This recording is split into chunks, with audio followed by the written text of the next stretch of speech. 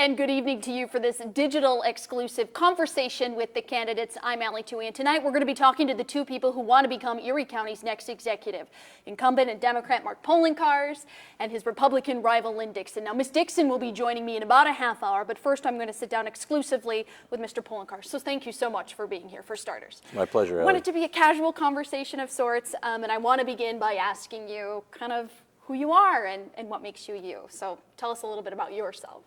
Well, for those of you who may not know, I am a graduate of Lackawanna High School. My father was a steel worker at Bethlehem Steel. My mother was a nurse at Mercy Hospital. Grew up in Lackawanna. Went to the University of Buffalo. Worked for a number of years before going back to law school to get a law degree at the University of Toledo College of Law. Graduated in '97 from there and came back to Buffalo at a time when the community was in pretty bad economic straits. Most people were leaving this community, at least of my generation. We're seeing big population loss, strong economic declines. And I came back because I realized we had great bones here. I wanted to build my future here. So I practiced law for a number of years before I dipped my toe into the political waters and running for Erie County Comptroller in 2005.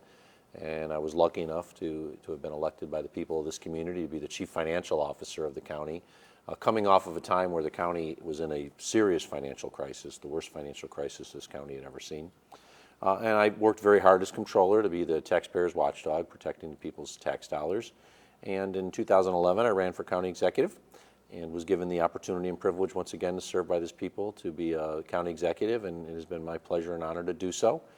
We've worked on many different things, including growing our economy, and I'm very proud that we have. When I took office in 2012, January 1st, the unemployment rate in Erie County was 8.9%. It's basically 4% right now. We worked on issues associated with the people's mandates, investing in parks, libraries, roads, even programs like rodent control that my predecessor had cut. And we've invested in those to bring them back to where the public likes it. And we've certainly gone through a lot of storms together. We've had a lot of bad weather during my administration, but we've weathered those storms. And I'm just asking the public for another opportunity to serve on their behalf as their county executive, looking at my record of what I've done, but also knowing you can't just sit on your record. You got to be able to go forward and have a plan for the future, and that's what I have to address issues of health and wellness in our community, to address the lack of high-speed broadband across our whole county, and also to continue to grow our economy so that it's the strongest it can be. So it sounds like you have a lot of things that you still want to achieve, which I think is, something I want to build upon a bit. Why do you want to run again and serve 4 more years? Well, we're not done. There's more work to be done. We've worked very hard these last few years to create the best Erie County can be. But as I said, the unemployment rate's 4%, which means that there's still individuals out there who are looking for a job who can't find them. So we need to help those individuals reach their full potential. There are others that have jobs, maybe working 2 jobs, part-time or at low-wage salaries. So we want to give them the tools and resources they need to create the best life for them and their family. We have issues with health and wellness in this community. There's a cancer cluster on the east side of Buffalo, west side of Cheektowaga that my health department through my administration has been working to try to address. So we want to help those individuals that have cancer and prevent others from getting cancer. That's why we have our Live Well Erie plan. You can check it out on the website. Just go to Twitter or Facebook and type in hashtag Live Well Erie, and you'll find out a lot more about it. I just look at it, if you're running for offices like these and you have no plans for going forward, you shouldn't be running at all. And that's why I'm not resting on my laurels. I've got a strong plan for economic development, continuing to grow the Bethlehem Steel site, to create an industrial, agricultural business park in the Angola-Evans area. So I'm not done yet. We got a lot of work ahead of us. While we've accomplished much, there's more to do, and I know if the people give me the opportunity to serve, the best is yet to come. Do you believe in term limits? No, because I think the public has an opportunity to do that every 2 years, every 4 years. Think about it. If the public keeps on electing officials and they're good officials, why would you want to get rid of them? If you're going to get brain surgery or heart surgery, do you want someone who's only been out of medical school for 4 or 8 years?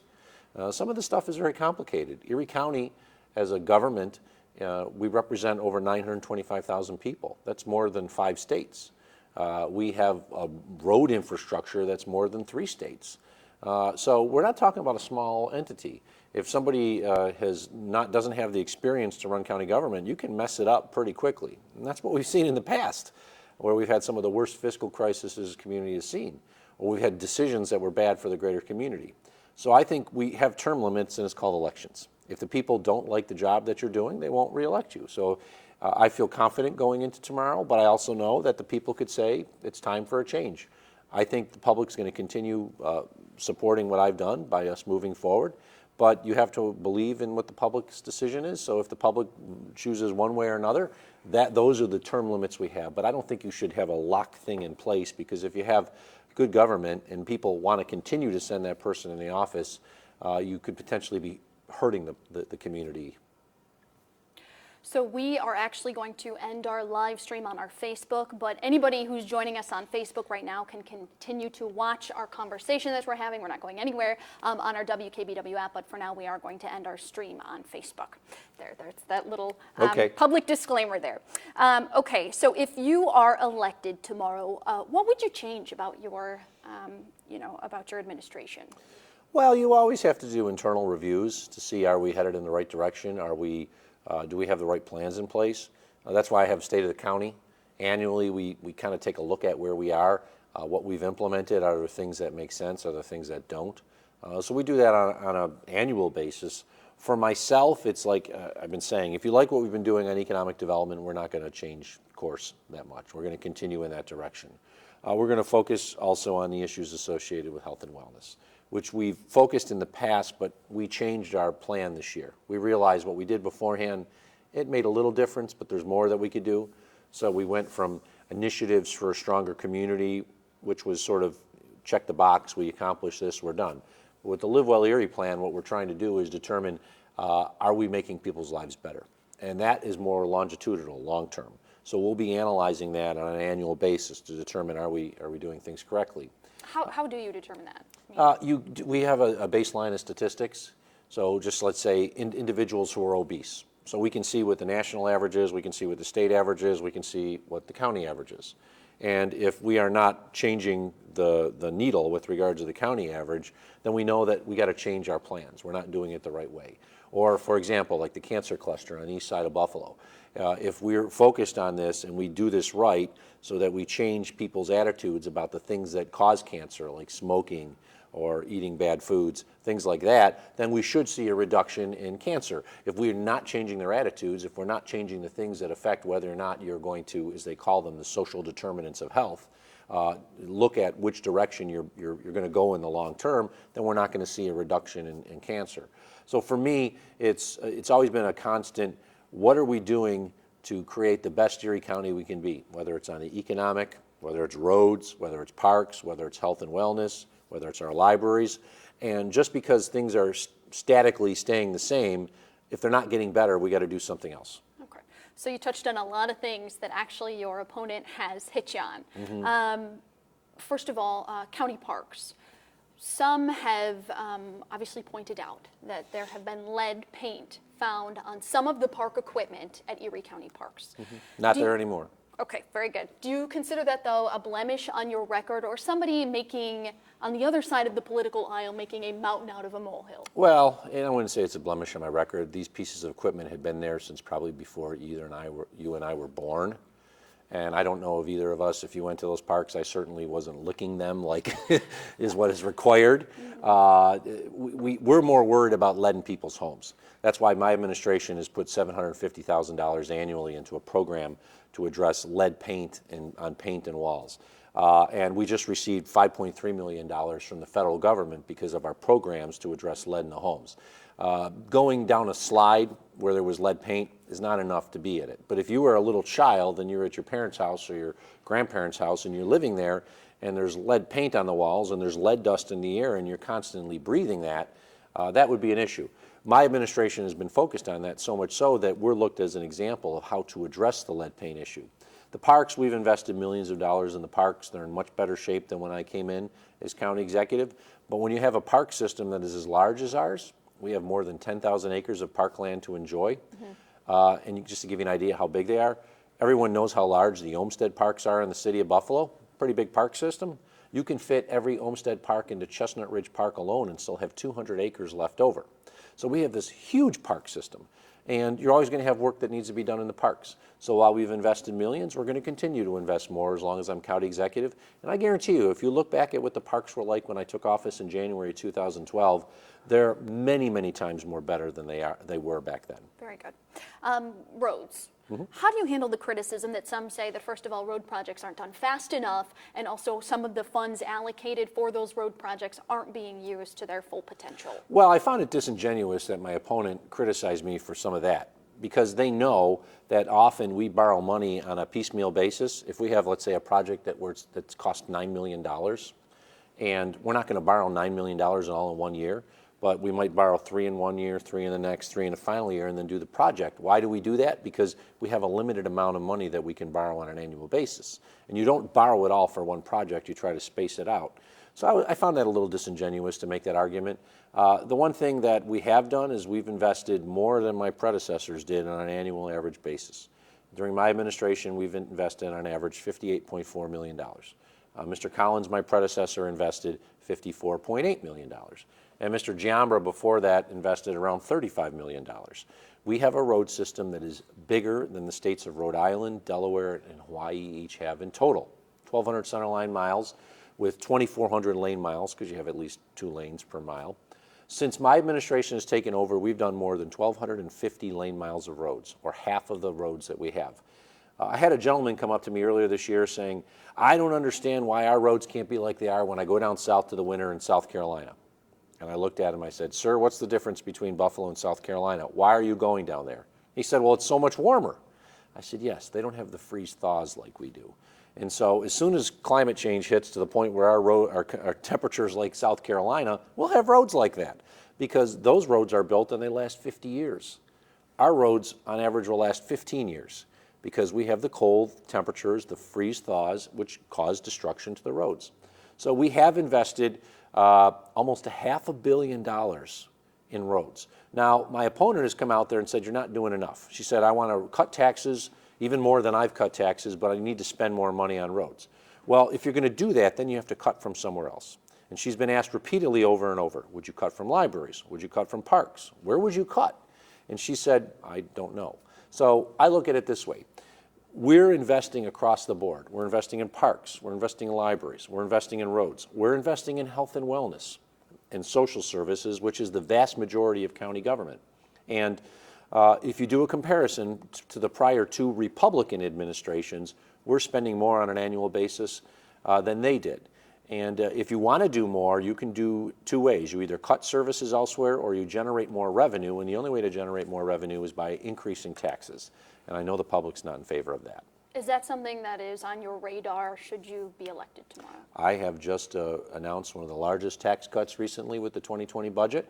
We're going to reduce the tax rate by about 12 cents per thousand, $4.86 per thousand, to actually more than that now I think about it, it's $4.72 per thousand. So we are not looking forward to any time in the future raising the tax rate. We have reduced the tax rate. We have levy growth, which is because a lot of the new buildings, we have all these new buildings that are being built. That's adding to the tax rolls. That's a good thing. But the average taxpayer should see a reduction in their taxes, and I have no interest in raising taxes or raising the tax rate at this point. Tough to be in your position, though, and reduce taxes when people want to keep the same services? Well, we can do that because we've had, as I said, levy growth, which allows additional money to go into the pool. And we also rely on sales tax, and we have seen sales tax growth. So the sales tax growth helps generate additional revenue for our community, and that's a good thing. As I say, if you're going to reduce taxes, if you're going to cut, then you have to be able to find a way, if you're going to spend more money elsewhere, where you're going to cut it from. And that's why I think it's very important that while my opponent has been questioned about it, she hasn't come up with an answer. I was elected the Chief Financial Officer of Erie County as Comptroller. I've done a very good job running our budget, so much so that today, Moody's, an independent rating agency, just rated Erie County A1. They increased us from A2 to A1. It's the highest credit rating Erie County has had since 1976. Last time we had a credit rating that high, Gerald Ford was our president. Bob McAdoo was leading the Buffalo Braves in the odd, and the French Connection were lighting the lamp.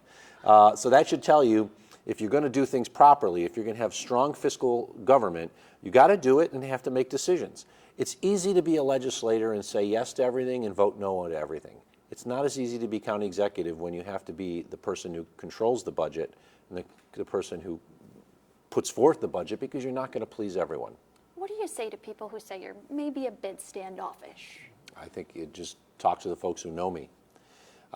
It's not an easy job. And so if people come up to me when I'm in Wegmans and they start yelling at me about something, I'm going to be like, listen, I'm just trying to buy some milk and bread. But for the folks who know me, the people who've known me for years, the families that I coach their kids in hockey, they'll say the opposite. But you have to understand, the county executive is not a position like legislators where they like to backslap and they can go to ribbon cuttings. I spent 24 hours, or actually 36 hours, basically up for the windstorm last week.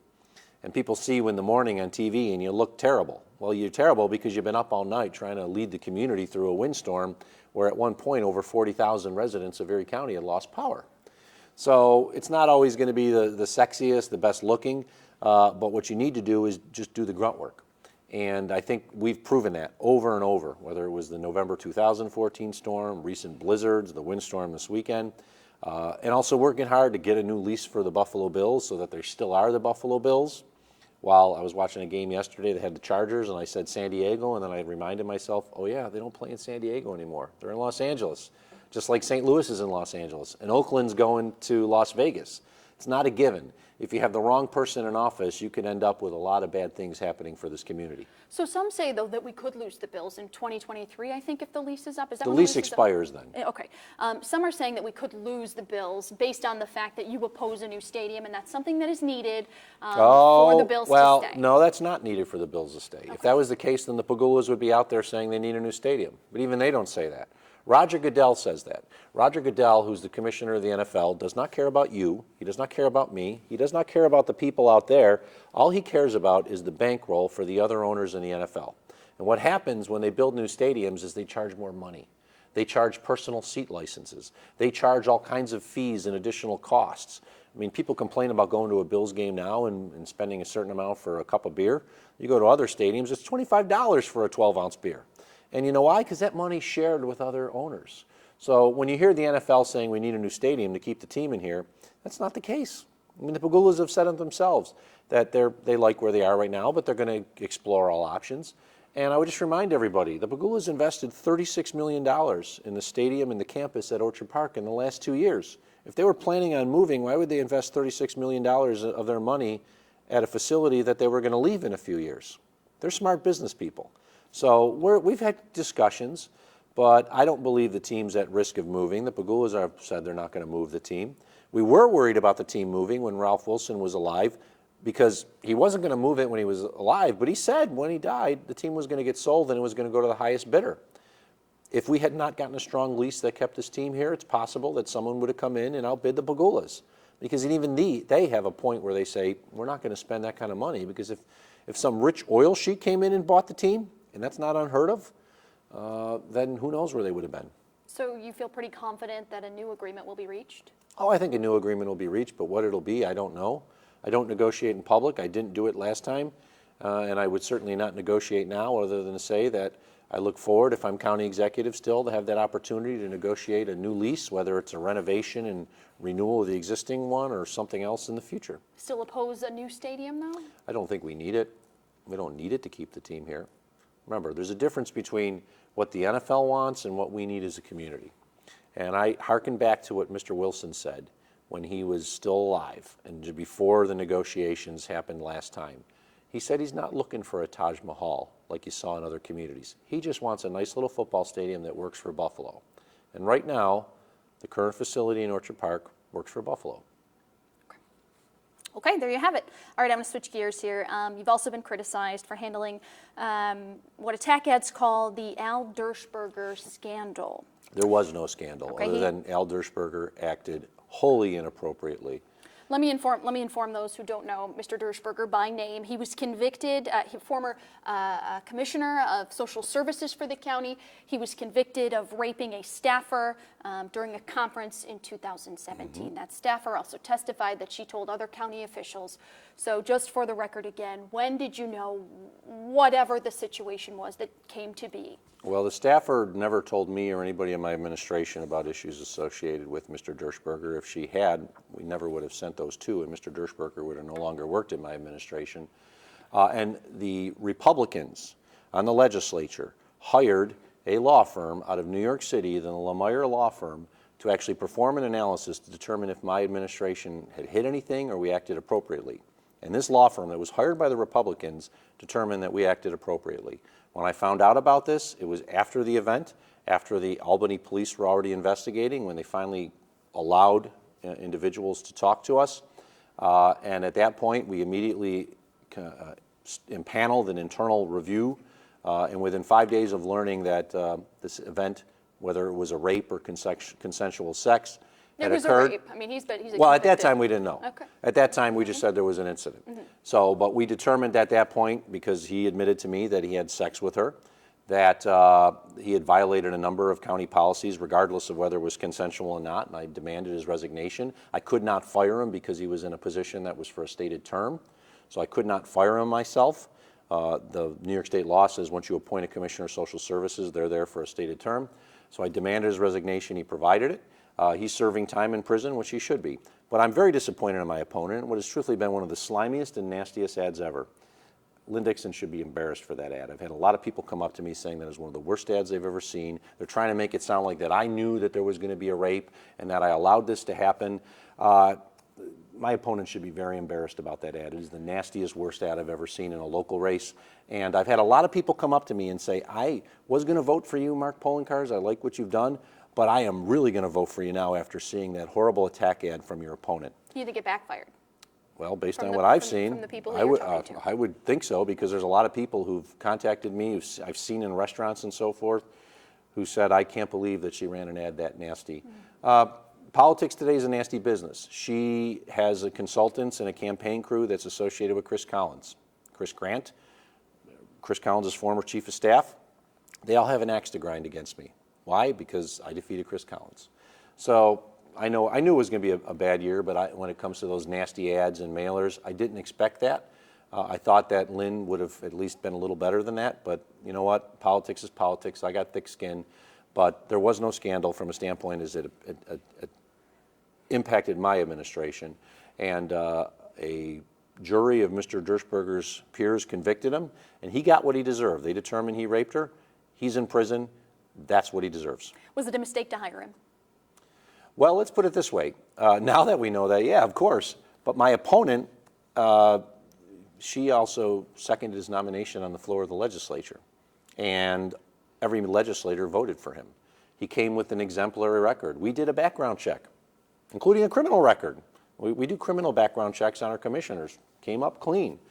I could look back at the record, and Ms. Dixon said wonderful things about Mr. Dershberger back then and when she was seconding his nomination.